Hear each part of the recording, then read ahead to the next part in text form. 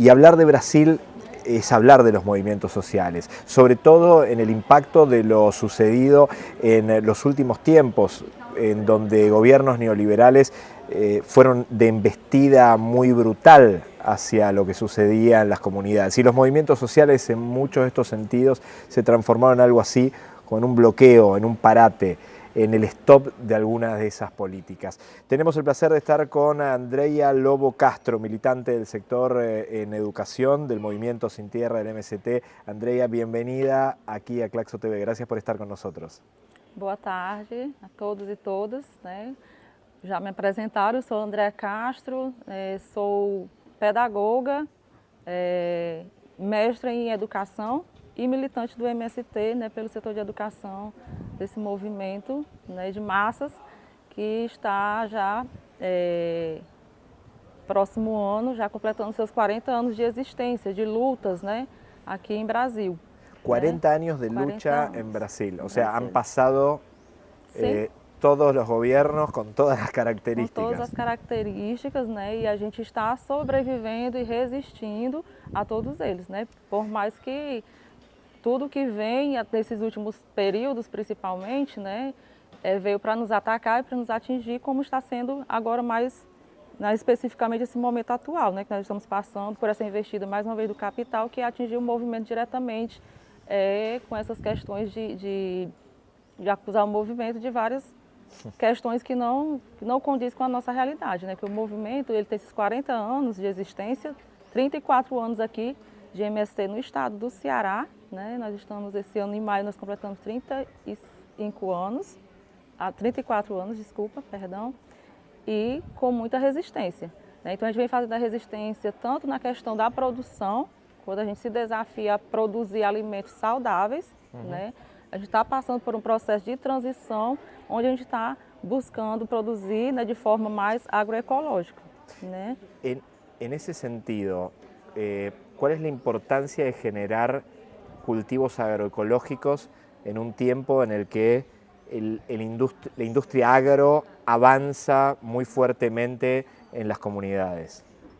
A luta é contínua, né? Então, assim, aqui no estado, nossa luta contra o capital está, por exemplo, na Chapada do Apodi, né? Um local onde temos um acampamento, que é o acampamento Zé Maria do Tomé, onde passa por vários investidos do capital nesse sentido, porque é um acampamento que está instalado numa área que é do capital. Então, assim, nós estamos lá ocupando a área para produzir alimentos saudáveis, enquanto que eles produzem alimentos com veneno, né? Então, a nossa luta é permanente contra esse projeto neoliberal, né? Contra esse projeto de morte, né? Enquanto nós estamos plantando árvores, eles fazem o contrário, né? Mas as investidas foram muito grandes agora nesse último período com esse desgoverno, que o Brasil, né, infelizmente, tivemos que passar tanto por essa questão da pandemia, né, como também por essa questão mesmo do desgoverno, né, da falta de humanidade desse povo aí que estava no poder nesses últimos períodos. Então, né, foi difícil, sobrevivemos, continuamos na resistência, né, nesse período onde o MST passa por acusações, né, nós produzimos alimentos saudáveis, nós doamos muitos alimentos desde a pandemia, né, o MST doou mais de 7 mil quilos de alimentos, né, saudáveis. Né, o MST é o maior produtor de arroz orgânico, né, da América Latina. Então, assim, enquanto eles nos atacam, nós mostramos o que nós vamos fazendo, o que nós estamos fazendo de verdade. Se a gente ocupa terra para produzir, né, nós ocupamos terras improdutivas. E quando a gente ocupa para produzir alimentos saudáveis, né? Então, essa é a nossa contrapartida, nossa investida a esse processo, né, que nos ataca, que quer nos atacar, né? Andrea, el gobierno y el periodo de Bolsonaro aquí en Brasil, ¿fue el peor de la historia en impacto para el MST? ¿Fue el más brutal? ¿Fue el más difícil? Eu digo que não foi só para o MST, né, foi para o Brasil inteiro, principalmente para a classe trabalhadora. Foi um momento de muitas percas, né? Principalmente para essa questão de gênero, né? As mulheres perderam muito, os trabalhadores perderam muitos direitos, né? Que a gente perdeu aí nesse período e que a gente agora tenta retomar, mas a gente sabe também que não é fácil, né? Porque esses mesmos que estavam anteriormente, né, está lá no Congresso, né? Então tem sua contrapartida lá bem forte, né? não vai ser fácil também para o atual governo.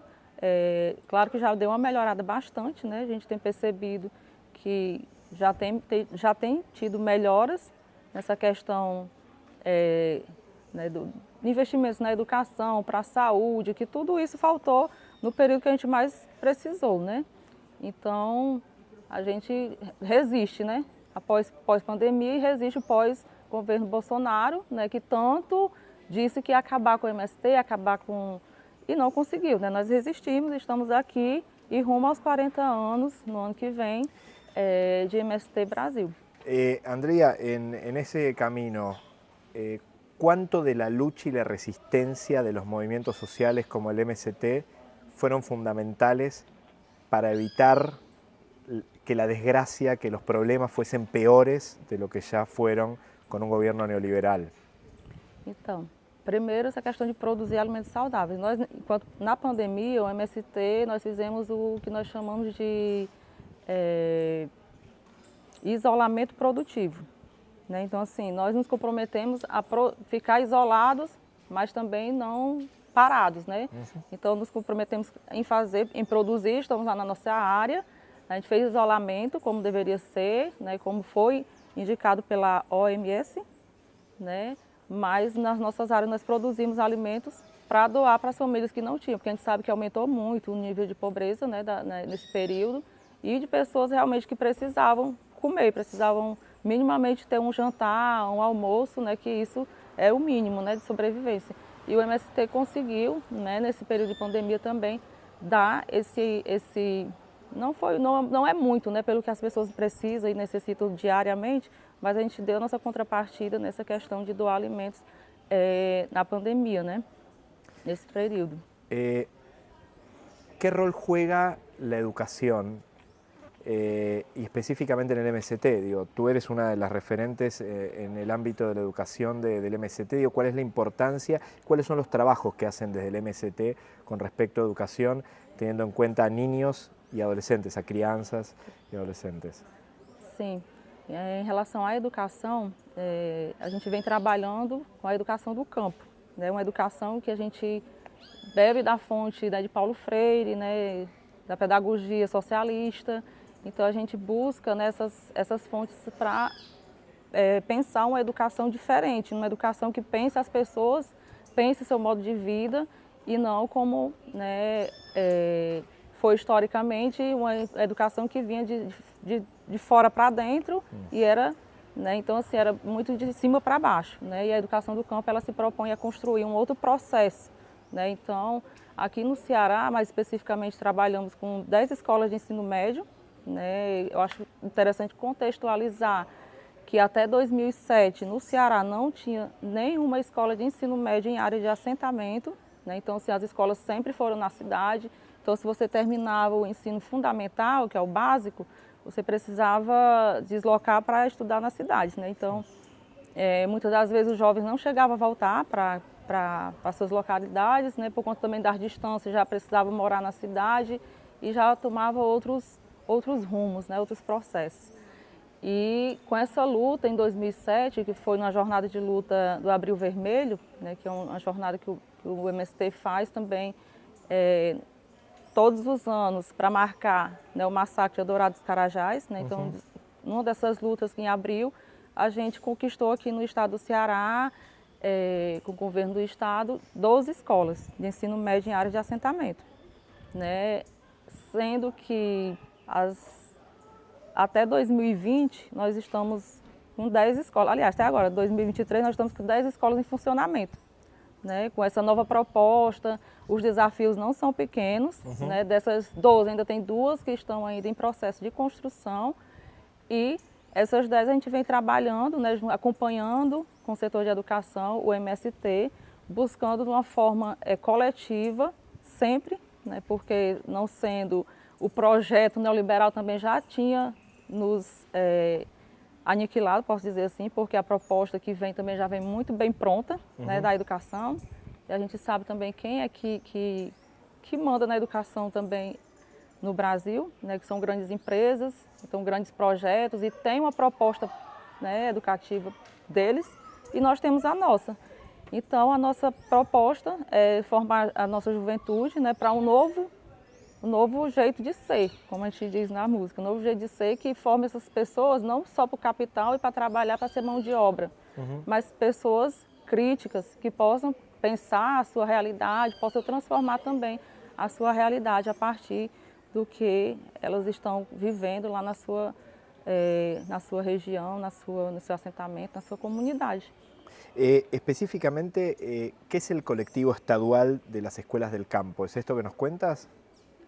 Não entendi. El colectivo estadual de las escuelas del campo. O coletivo estadual, sim. O coletivo estadual das escolas do campo ela é composto pela gestão das escolas, né, que é geralmente o diretor e o coordenador pedagógico das escolas, uma representação de pais, de educandos, de funcionários da escola, então assim, e da comunidade, né? Então a proposta é que seja uma escola o mais democrática possível.